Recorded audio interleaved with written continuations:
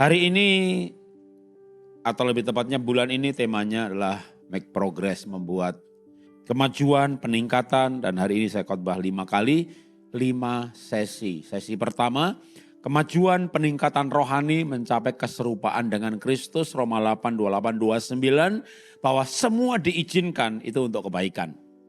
Ibadah yang kedua, saya mulai mengangkat kasus Bani Korah. Apapun yang terjadi, memuji menyembah Tuhan. Karena Bani Korah adalah ceritanya Korah, di mana bapaknya salah, ya Korahnya salah, memberontak Musa. Dan Tuhan membuat pengadilan antara Musa dengan Korah. Ribuan orang mati masuk ke dalam tanah. Tapi cukup menarik sebenarnya bahwa ada anak Korah yang tidak mati. Makanya ada Mazmur 88, nyanyian Bani Korah. Dan ada beberapa Mazmur yang lain yang ditulis oleh Bani Korah. Kalau Mazmur 88 itu yang nulis namanya Heman.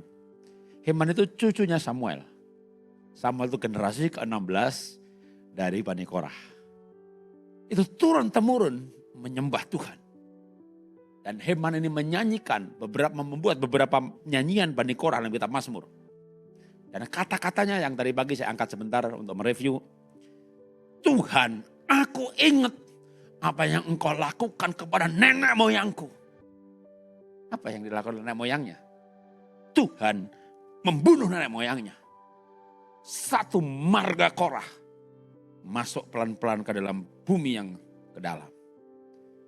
Dan yang hidup adalah ketika aku berjalan di antara bayang maut. Di antara kematian. Yang hidup siapa? Yang berkata, Tuhan engkau perlindunganku, engkau baik. Seumur hidupku aku akan menyembah Tuhan. Siapa yang mati? Orang tuaku salah, dihukum seperti ini hukuman tidak adil, mati dia. Tuhan kenapa ini terjadi? Mati dia. Mempertanyakan keadilan Tuhan, mati dia. Kenapa? Udah jelas orang tuanya salah. Masih mempertanyakan keadilan, mati. Bapaknya mati, kakeknya mati, bapaknya mati. Tuh disebut sekian belas ribu orang, mati semuanya. Ada anaknya Korah dengan keadaan seperti itu. Tuhan, aku melihat kebaikan-Mu. Aku tetap akan menyembah-Mu. Itu di antara tanah yang bergerak. Dia berjalan terus. Tidak mati di antara sekian belas ribu orang. Kalau saya hidup seperti itu. Saya mungkin imannya gak seperti itu ya. Atau tadi pagi khotbah saya bisa didengarkan. Saya punya pengalaman seperti titik terendah, bayang-bayang maut. Saya belajar dari Bani Korah. Saya mas cerita waktu anak saya COVID, saya bangkrut. Ketika saya menyebut kalimat bahwa aku dungu seperti binatang dan tidak tahu kenapa ini terjadi. Tapi hatiku melekat dengan Tuhan. Sampai firman itu mengangkat aku. Nah sekarang kita lanjutkan lagi. Kemajuan-kemajuan dalam bidang apa yang bisa terjadi. Nanti ibadah terakhir saya akan berikan cerita juga yang cukup dramatis menurut saya. Mengenai pengangkatan, peningkatan bahkan dari titik terendah. Kenapa dari tadi ibadah 1 sampai 5. Setelah firman berakhir saya ngajak nyanyi lagu. Sebenarnya bukan judulnya titik terendah sih. Judul lagunya itu tak terbatas gitu ya. Cuma saya senang dengan kata-katanya bahwa Tuhan tuh hadir dalam setiap proses. Dan di saat titik terendah, dia mengangkat kita. Jadi Tuhan kita Tuhan yang luar biasa. Memang kadang sepertinya kejam ketika Korah memberontak Musa dan dihukum Tuhan. Tapi memang kesalahan. Banyak hal yang kita bisa pelajari dari Bani Korah. Nah sekarang kita belajar dari yang lain tapi temanya kemajuan dan peningkatan. Apa yang kita pelajari ibadah yang keempat ini? 1 Timotius 4 ayat 4 sampai 16. 1 Timotius 4 ayat 4 sampai 16. Gimana kita bisa mengalami peningkatan dalam hidup, kemajuan dalam hidup ini, baik pelayanan, bisnis, keluarga, kepribadian seperti ibadah 1 sampai 3. Saya banyak membahas mengenai kemajuan secara kerohanian, secara kepribadian, secara kerohanian. 1 Timotius 4 sampai 16. Janganlah lalai dalam mempergunakan karunia yang ada padamu, yang telah diberikan kepadamu oleh penubuat dan penumpangan tangan sidang penatua. 15. Perhatikanlah semua itu. Hiduplah di dalamnya. Supaya kemajuanmu nyata kepada semua orang. 16. Awasilah dirimu sendiri dan awasilah ajaranmu. Bertekunlah dalam semuanya itu. Karena dengan berbuat demikian, engkau akan menyelamatkan dirimu dan semua orang yang mendengar engkau. Ada beberapa hal yang membuat kita akan maju dalam bidang apapun yang kita kerjakan. Yang kita pegang saat ini, tapi harus ada keyakinan akan beberapa hal atau melakukan beberapa hal yang saya ambil dari 3 ayat ini untuk 1 jam atau 30 menit firman Tuhan. Jangan lalai mempergunakan karunia. Walaupun ayat ini berbicara karunia pelayanan yang diberikan lewat penumpangan tangan. Tapi saya perluas karunia. Bahkan belok sedikit ke talenta. Ada karunia talenta yang memang sudah ada built-in di dalam tubuh kita, hidup kita, pikiran kita, DNA kita dari lahir. Misalnya saya punya bakat melukis, itu saya bukan karunia, yaitu talenta. Karunia pelayanan itu diberikan setelah lahir baru dan terlibat pelayanan. Ada orang yang memang dari lahir murah hati, belum lahir baru murah hati, bukan Kristen murah hati. Ya. Tapi ada orang loh, pelitnya minta ampun. Itu bahasa Ibraninya util betitil. Begitu lahir baru, cinta Tuhan, jadi wah gitu ya. Suka memberi, itu karunia loh. Karunia memberi, kan ada ya kan? Karunia Roh Kudus, bahasa roh, menerjemahkan bahasa roh. Tapi ada karunia memimpin dengan rajin. Ada yang bukan karunia memimpin, memang talentanya memimpin. Terlahir sebagai orang kolerik dan pandai memimpin. Belum lahir baru, waktu SMA juga ketua OSIS. Tapi ada orang pragmatik, melankolik, pemalu, lahir baru, melayani Tuhan sungguh-sungguh, diberi karunia memimpin. Itu karunia. Nah, kalau saya perluas, baik karunia yang diberikan setelah lahir baru, ataupun karunia yang memang talenta Anda, maka Alkitab berkata, kobarkanlah itu. Jadi Anda perlu mengobarkan karunia, mengobarkan talenta. Dengan apa? Ya dilatih. Tapi kadang orang itu kan gak mau latihan, karena gak ada tujuan. Makanya ada purpose driven life. Hidup ini menjadi selaras antara pikiran, tujuan, konsep, nilai hidup, dan perbuatan. Itu hidup yang selaras. Mohon maaf kalau saya menggunakan contoh Jokowi, karena kalau bicara Jokowi ada pro dan kontra, ada yang cinta, ada yang benci. Tapi cukup menarik bahwa 10 tahun dia tidak batuk, tidak bilang, gak pernah ke rumah sakit, gak pernah sakit, sehat. Menurut saya dia contoh orang yang tujuan hidup, nilai hidup, kegiatan, itu ngeblend jadi satu. Hatinya gak cinta Tuhan, oke balik ke gereja aja lah. Hatinya gak cinta Tuhan. Anda melayani di gereja 5 kali kebaktian. Anda sakit pinggang loh, Anda sakit loh, Anda mules loh, Anda capek loh, Anda masuk angin loh, Anda meriang loh. Kenapa? Hati dan pikiran ini gak ngeblend jadi satu. Hatinya gak baik, lalu nge-branding dengan baksos bagi-bagi. Capek loh hatinya, capek loh dompetnya, capek loh berbuat baik. Hanya orang yang pikiran, hati, tujuan hidup, kegiatan itu nge-blend jadi satu. Pak gak capek toh Pak Jarod? Khotbah 5 kali, ajakan kali 5 kali, mau 7 kali juga pasti bisa. Mau tambah lagi jam 9 nanti. Pak diperpanjang Pak, tambah 1 sesi Pak, ayo aja. Mau 7 kali udah biasa juga. Lebaran saya buka open house. Jadi ceritanya pembantu for good gitu kan. Ya udahlah ke Singapura, tengok cucu, liburan kemarin sebelumnya. Jadi lebaran ya udahlah, saya kan gak bisa nganggur. Wis tuh. Dari jam 8 pagi loh sampai jam 7 jam 6 malam, jam 6 sore. Ada yang kemarin malah hari terakhir, kemarin jam 7 masih orang datang. Satu jam, setiap jam saya buka pendaftaran. 4 orang, 5 orang, 4 orang, 5 orang. Tes kesehatan dan menjelasi satu persatu bagaimana hidup sehat dari pagi malam. Dari Selasa kemarin sampai tadi malam. Ya gak ada capeknya saudara, kenapa? Ya karena memang senang berbagi. Pengen orang lain sehat. Memang mereka yang bayar sih. Tapi begitu datang duitnya tak pulangin. expect 100%. Enggak capek toh Pak. Gitu. Ada kemarin teman saya Pak Risa Solihin apa Tuhan datang ke saya. Enggak capek toh Pak. Capek itu karena pikiran sama perbuatan tidak sama. Ucapan sama pikiran tidak sama. Bersaksi aku baik tapi enggak ikhlas. Matilah kau. Jadi hidup ini menjadi selaras antara pikiran, konsep yang diucapi sampai dijalani. Nah, dengan demikian bukan capek, saudara, malah karunia itu berkobar-kobar. Talenta akan meningkat. Latihan misalnya, tapi gimana mau latihan kalau hatinya nggak di situ? Saya memang punya bakat dulu waktu kecil, waktu SMA ngelukis. Ya waktu kuliah nggak punya duit, ya akhirnya terpepet itu kadang membuat latihan juga gitu ya. Cari duit kan ngelukis. Lulus kuliah, dapat pekerjaan, bisnis lagi, duitnya banyak, ya nggak pernah ngelukis lagi dari tahun 80-an sampai tahun 2000-an. Sekian gitu ya. Covid, bangkrut, kepepet lagi. Ngelukis lagi, makanya saya pernah khotbah di sini mungkin ya. Yang temanya Power of Mepet. Dan Tuhan kita namanya Jehovah Mepet. Yang suka mepet-mepet kita. Dipepet sampai habis.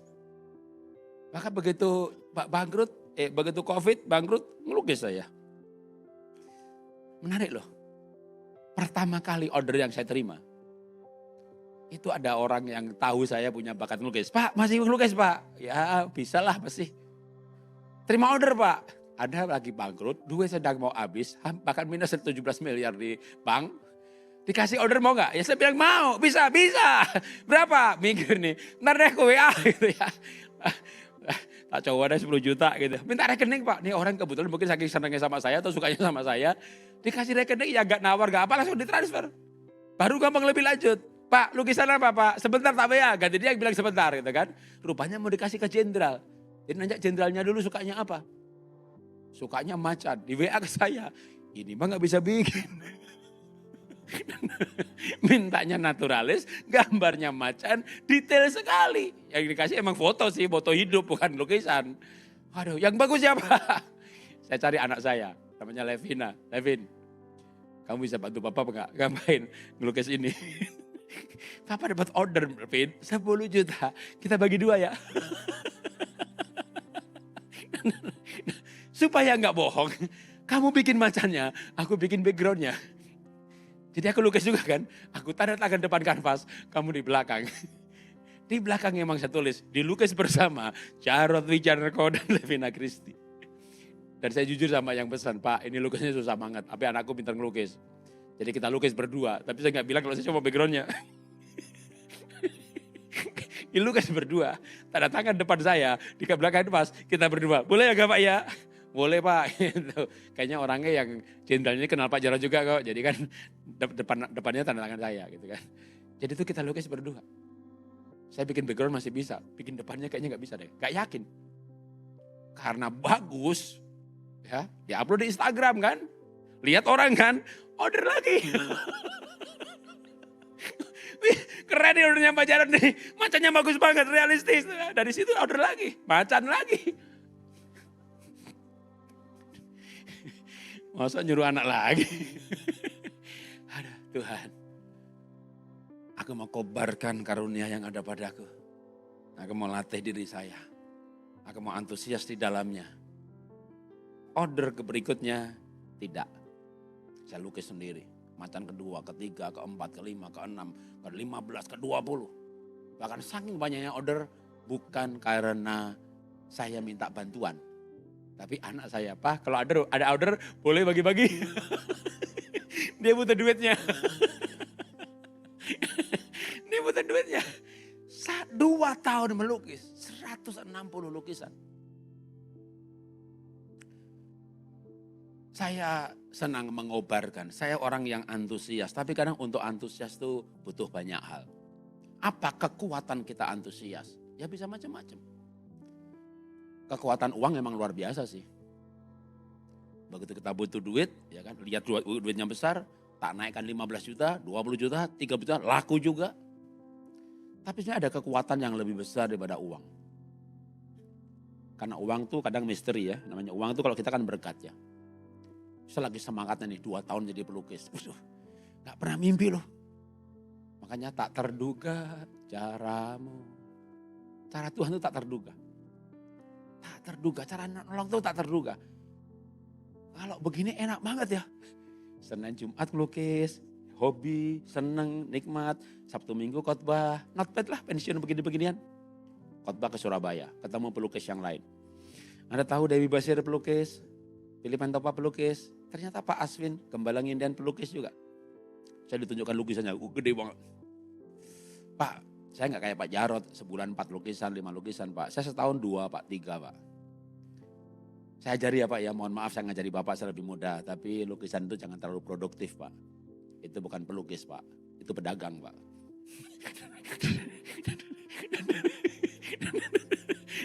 Kan saya memang pedagang sebelumnya ya kan. Ibadah syat segala macam ya kan. Jual batik, baju, kosmetik, tapi udah bangkrut gitu kan. Jadi kalau pelukis lain itu kan nunggu moodnya bagus gitu. Saya gak pakai mood saudara, lihat harganya mood lah muncul lah. Seniman itu lukis tunggu mood ya, saya kapan aja mood ya. Bahkan mengajarkan soal antusias, semangat, berkobar gitu. Udah lukis nunggu mood ya, duitnya berapa banyak dong gitu. Tapi saya jadi Pak Aswin, gak begitu Pak. Saya Pak Jarod itu 2 tahun berapa banyak? Ya 160 kali rata-rata 20 juta, not bad lah 3,2 miliar. Gimana Pak kalau 3,2 miliar itu tapi hanya 7-8 lukisan saja. Jadi diajari trik-triknya. Karena dia kolektor lukisan juga. Tuhan atur lagi ketemu namanya Pak Reno. Anda pergi Jatim Park 1, 2, 3, dan seterusnya kan sekarang udah berapa belas Jatim Park. Dia punya 11 museum di dalam belasan Jatim Park. Dia seorang kolektor lukisan, dia juga seorang yang punya galeri dan museum. Pak, nih buku Pak. Setiap pelukis Pak, saya orbitkan Pak, saya buat bukunya. Bahkan setiap lukisannya 1 buku Pak. Jangan jual produk Pak, jual konsep Pak. Bapak kan menulis buku, pasti Bapak bisa lah. Bikin konsep, dituangkan dalam lukisan. Lukisan dibikin, 1 lukisan dibikin berbagai detailnya dengan ceritanya Pak. Naik Pak harga Pak. 100, 200, dongkrak naik Pak sampai 1 M lukisan. Bapak mampu hal itu. Ketemu pelukis, ketemu kolektor, ketemu punya galeri. Waduh, kuasih semuanya teori. Saya fast learner. Untuk naik, Anda berbicara tema mengenai keningkatan, mengenai peningkatan, kemajuan. Anda harus menjadi pembelajar. Dan ketika saya belajar semua teori tentang lukisan, saya berkata saya mau lakukan. Dan sejak itu sampai hari ini 2 tahun, belum laku satupun. Jadi apa yang saya mau bagikan? Emang Kristen ini ajaib saudara. Saya mau ajarkan dua-duanya dah. Kita kombinasi aja.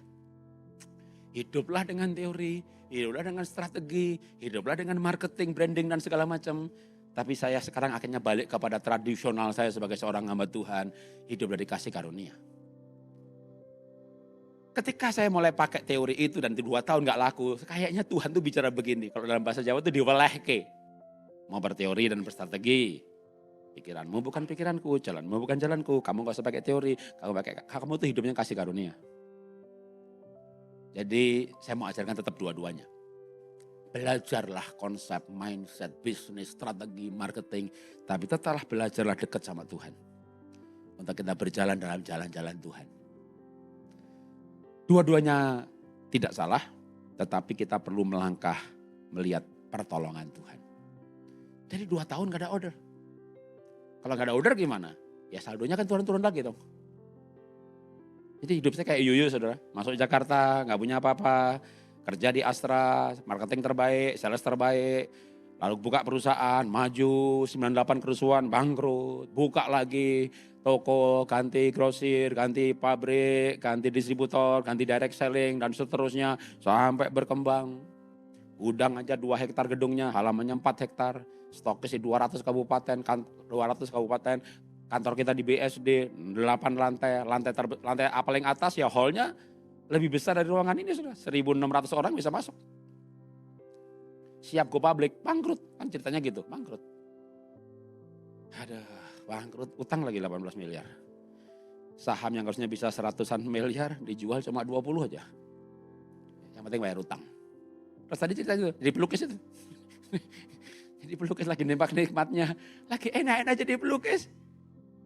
Maka benar-benar jalanmu tak terselami dalam setiap bakti kami, namun ku tetap percaya.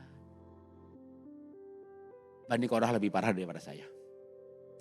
Bukan soal jalan Tuhan, bukan soal jalan berkat. Keluarganya berkelimpangan jadi mayat. Dan dia tetap berkata, aku mau tetap percaya dengan Tuhan dan aku mau melayani Tuhan. Dan turun-temurun, istri saya kasih saya data sih. Tadi saya khotbah di Bani Korah, tadi belum dapat data. Istri saya sambil saya khotbah dia googling, dia searching, dia tunjukkan ayatnya. Samuel, generasi ke-16 Bani Korah. Heman yang kamu baca tuh Mazmur 88, nyanyian Bani Korah oleh Heman. Heman itu cucunya Samuel. Samuel punya anak emang gak pelayanan. Tapi memang turun-temurun itu anaknya Bani Korah yang tersisa. Hidup untuk Tuhan. Nah, kalau kita punya nilai-nilai, kembali lagi kepada berkobar. Karena Alkitab berkata, bagaimana kita bisa maju? Yang pertama mengobarkan karunia. Tapi karunia akan berkobar-kobar, baik karunia, baik talenta. Kalau kita topang dengan mindset, dengan value, dengan nilai. Jadi kita perlu bertumbuh dalam kehidupan, tapi bertumbuhnya lebih daripada nilai hidup. Kejadian-kejadian yang terjadi, kita maknai, bangkrut dimaknai. Apalagi dimaknai, memaknai kejadian, membuat kita punya nilai hidup. Nilai hidup apa? Ya tergantung kan nilai hidup bertumbuh ya. Kita kuliah, kita kerja. Ya hidup ini ya mau sukses, punya mobil, punya rumah, nanti menikah, punya duit lebih buat traveling. Ya gak apa-apa namanya hidup kok, nikmati. Saya tidak menentang milenial yang punya hidup ini untuk dia menikmati. Bahkan saya cemburu dengan generasi milenial yang kerja nabung ke Raja Empat, kerja nabung ke Thailand, kerja nabung diving. Ya anak saya bungsu juga begitu. Hari Kamis ngobrol di rumah belum ngomong apa-apa. Jumat bilang, "Pah, besok aku ke Raja Empat tuh." Senin belum ada rencana, Rebo ngobrol, Kamis malam baru cerita pemberitahuan, gak minta izin dia karena udah dewasa kan udah gede kan. "Pak, besok saya kerinjani." Kerinjani itu kayak orang dari Bintaro ke Kelapa Gading. Ya, ngepakin rangselnya ya emang dia sukanya begitu gitu ya. Tapi ya orang anak-anak zaman sekarang ini spend money 14, 15, 13, 11 juta per bulan gitu kayaknya oke aja gitu ya. Ya emang gajinya juga 3 kali lipat. Tapi kalau saya dulu juga punya gaji segitu, sekarang pun kayaknya tiap bulan keluar sepertiga gaji untuk happy itu kayaknya nggak ikhlas gitu ya. Ini kan generasi tua ya, yang sukanya nabung. Tapi saya setuju. Saya harus setuju bahwa Anda harus berkobar-kobar talenta. Ini akan makin berkobar kalau Anda bisa gini, saya juga mau tuh ya kelilingi dunia ini kan gitu kan. Atau kelilingi Indonesia ini. Itu akan mengobarkan. Karena untuk berkobar ini kan butuh motivasi. Dan tidak salah menikmati hidup.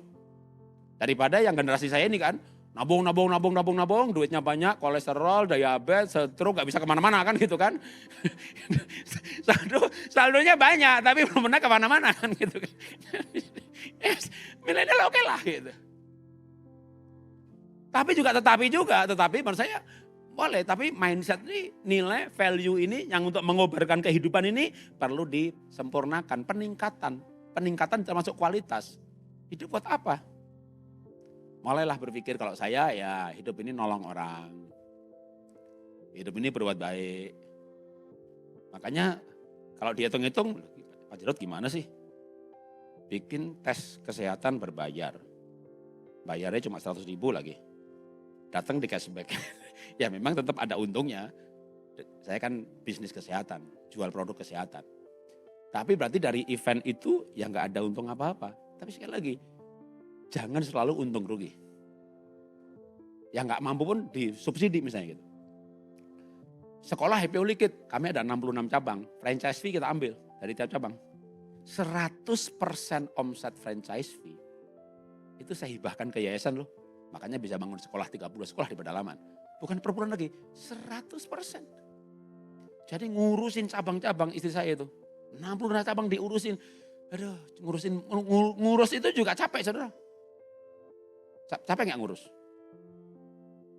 Kan yang diurus gak bandel, gak mau, gak nurut. Kurikulumnya diubah seenaknya sendiri dan seterusnya diurusin. Kalau kita gak punya motivasi kita capek.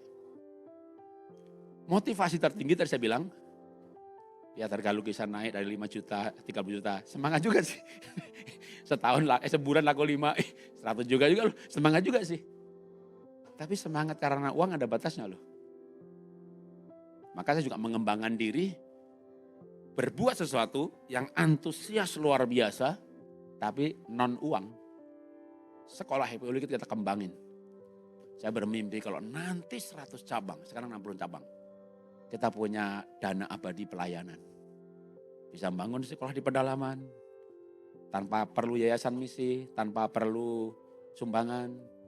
Ya tentu berbeda ya, panggilannya dengan Ibu Heni. Tangan Pengharapan dipublish supaya banyak orang bisa terlibat melayani. Itu juga bagus. Tujuannya apa? Membuat kesempatan kepada seorang melayani. Nah, saya dulu kan mindset saya bukan Bu Heni yang full timer. Saya kan pengusaha. Gak punya jemaat, gak punya perpuluhan. Ya mindsetnya gimana ya punya dana abadi misi. Gitu. Tapi mindset mengenai hal ini itu yang membuat saya antusias. Kenapa bicara antusias? Masuk ayat berikutnya. Karena gimana mau maju kalau nggak antusias. Tapi apa yang bikin antusias? Ayat 15-16 saya baca ulang dari 1 Timotius 4 tadi. Perhatikanlah semuanya itu. Hiduplah di dalamnya. Supaya kemajuanmu nyata kepada semua orang. Perhatikan apa? Memperhatikan menggunakan karunia, talenta, mengembangkan bakat. Dan hiduplah di dalamnya. Artinya kemampuan, bakat tadi hidup bersama-sama dengan nilai-nilai hidup yang dihidupi. Maka itu akan membuat kemajuan itu nyata. Yang 16, maka awasilah dirimu sendiri, awasilah ajaranmu, bertekunlah dalam semuanya itu. Kita harus bertekun, harus antusias dalam hal yang kita kerjakan ini.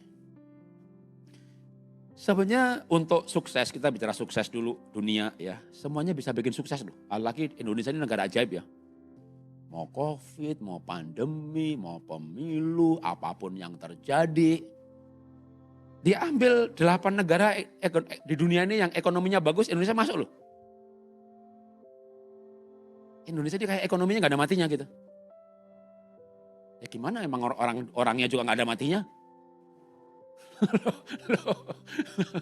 Orang Indonesia di PHK, mana bisa mati? Bawa pisau, pegang garam, masuk kebun hidup. Ya kan? Sebenarnya sumber alamnya yang luar biasa. Anda pergi ke Israel, sumber-sumbernya Israel kayaknya kalah juga sama di Karanganyar atau di Jaksel. Kita pergi ke Israel ya di Galilea aja hijau, yang lainnya kan kering di mana-mana gitu. Tapi akibat yang kering kayak begitu ya orangnya jadi pinter gitu kan. Bikin nanam tomat ya pertanian vertikal gitu kan. Sampai dibikin bertingkat-tingkat jadi tanamannya tuh dia kayak kalau sekarang di sini ya pakai seperti hidroponik. Tanaman dibikin vertikal ke atas lahannya gitu. Indonesia horizontal aja kagak ada habisnya. Kalau sampai Kos Plus berkata ini negara surga. Ya, tongkat kayu jadi tanaman. Di Papua apalagi Kalimantan. Orang kan itu namanya pohon untuk sagu ditebangin terus. Memangnya mereka nanam? Kagak ada nanam. Ya kan benihnya jatuh sendiri, tanam sendiri. Jadi kerjanya nebangin aja panen. Kagak ada nanamnya tuh. Saking suburnya.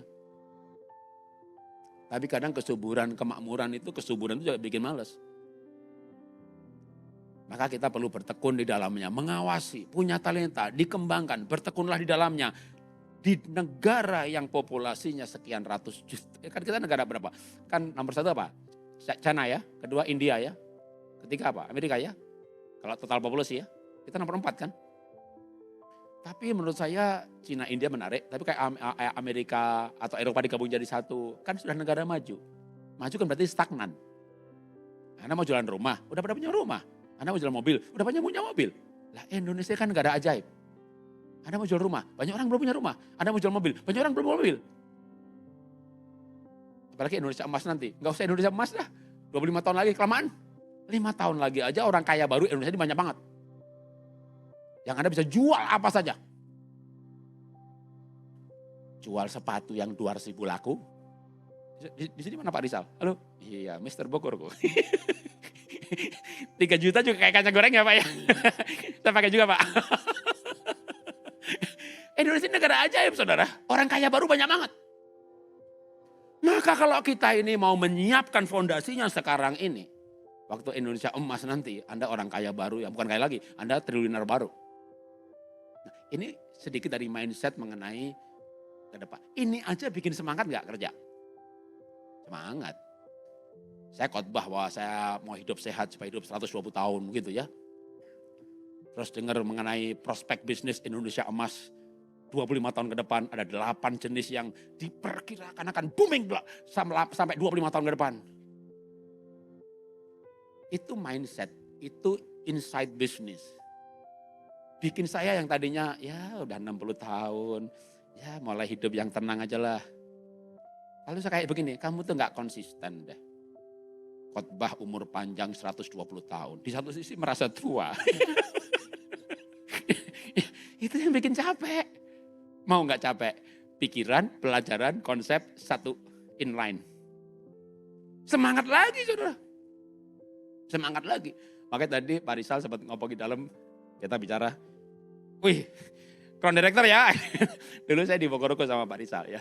Tapi saya sudah minta izin Pak Ridwan, ownernya. Pak, saya ini maju terlalu cepat. Ternyata ketika udah crown director nggak boleh double-double. Jadi minta izin ya mundur gitu. Jadi saya punya upline. Dulu kan saya bangkrut. Lalu jadi pelukis ceritanya nih. Lukisan berhenti gitu kan, nggak ada order lagi. Ngapain ya Tuhan gitu kan, ikut ini, ikut itu. Salah satu yang saya ikuti itu bilang begini, Pak, kalau nanti Bapak kayak saya Pak, jadi crown director Pak, ya tiap bulan itu bisa 100-an juta. Dan saya mencapai 5 tahun, Bapak masih 60 tahun. Saya dengar khotbahnya hidupnya panjang. Ya 5 tahun lagi ya masih muda juga lah. Pelan-pelan aja Pak gitu. Lalu singkat cerita nih, saya nggak 5 tahun, 7 bulan. Gitu ya. Dikasih tiket ke Bangkok suami istri. Bahkan nanti Agustus udah jadi pembicaranya event di Kuala Lumpur. Ya karena termasuk makhluk ajaib itu 7 bulan crown director gitu ya. Nanti jadi pembicaranya di Kuala Lumpur. Untuk Kuala Lumpur tiket dikasih gratis karena pembicara. Padahal saya sudah mendapatkan dengan Januari, Februari, Maret 3 bulan aja dapat 10 tiket ke Kuala Lumpur. Berarti Mei, Juni, April, Mei, Juni 3 bulan lagi. Kalau 10 lagi 20 tiket. Karena sebagai pembicara gratis. Ya 20 tiket diuangkan. 20 kali 7 juta gitu ya. Bonusnya tambah lagi gitu. Segala sesuatu kalau kita antusias, apapun yang Anda kerjakan. Kerjakan dengan sungguh-sungguh. Tapi enggak usah iri atau pengen ngerjain semuanya yang orang lain kerjakan. Pak Rizal fokus aja. Gitu ya kan. Lihat saya, jangan ikut saya, nanti jadi kacau. Gitu ya. Nanti jadi gak bisa antusias, gak sungguh-sungguh. Anda bidangnya apa? Retail, toko, atau misalnya kalau bidang pelayanan, ya pelayan aja. Waktu saya bangun IPO Legit, ya dipegang. Ore, pokoknya tiap tahun saya buka 4 cabang baru. Dikerjakan. Begitu 66 ya agak slow down, ngerjain yang lain. Saya nulis buku, udah. Itu laptop saya buka, paralel nulis langsung 5-6 buku.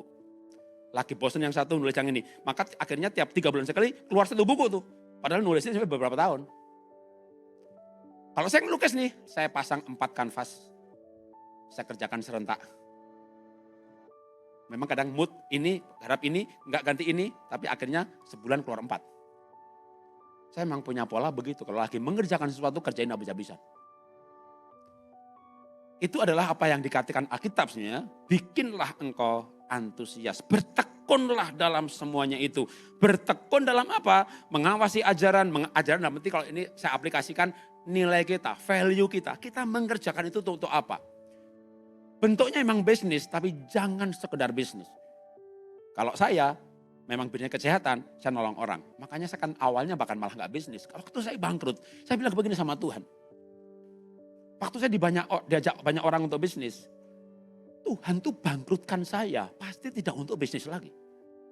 Jadi pergumulan saya waktu saya bangkrut, Tuhan kenapa Tuhan izinkan saya bangkrut? Ini pasti saya izin Tuhan loh, kan saya pernah ngajar. Alkitab itu berkata, burung tidak akan jatuh, rambut gak akan jatuh tanpa seizin Tuhan. Jadi bangkrut seizin gak? Rambut jatuh aja seizin Tuhan, apalagi bangkrut. Maka saya bergumul, Tuhan kenapa Tuhan izinkan? Ya saya dapat jawaban bahwa saya harus melayani lebih banyak lagi dalam pelayanan sosial lintas agama. Karena selama ini saya terlalu habis-habisan hanya untuk orang Kristen dalam bidang kerohanian. Maka saya masuk bikin komunitas ekoenzim nasional. Berapa puluh ribu orang Indonesia masuk dalam WA Group, setiap provinsi kita buat komunitasnya. Sampai Direktur Palang Merah Indonesia berteman sama kita. Habis itu bikin WA Group olah nafas, ngajari olah nafas gratis. Berapa puluh ribu lagi orang. 200 WA Group kali 500 rata-rata. Gratis, emang kenapa? Karena emang pelayanan. Begitu dikerjakan, kerjakan habis-habisan, sungguh-sungguh. Maka percaya saya, Alkitab dikatakan apa? Lakukanlah itu supaya kemajuanmu nyata di depan semua orang. Jadi kita punya kemajuan, progresnya bisa dilihat orang. Nah ketika kita dilihat orang, kita menjadi kesaksian. Dan waktu kita bersaksi, jangan lupa. Kalau salah satunya saya bilang begini tadi. Aku udah pinter deh teori strategi ngangkat branding lukisan. Tapi sejak itu gak ada order lagi. Karena saya mau bersaksi bahwa saya hidup karena kasih karunia Tuhan. Jangan lupa menceritakan Tuhan dalam kesaksian kita. Ya, dalam keberhasilan kita ada Tuhan.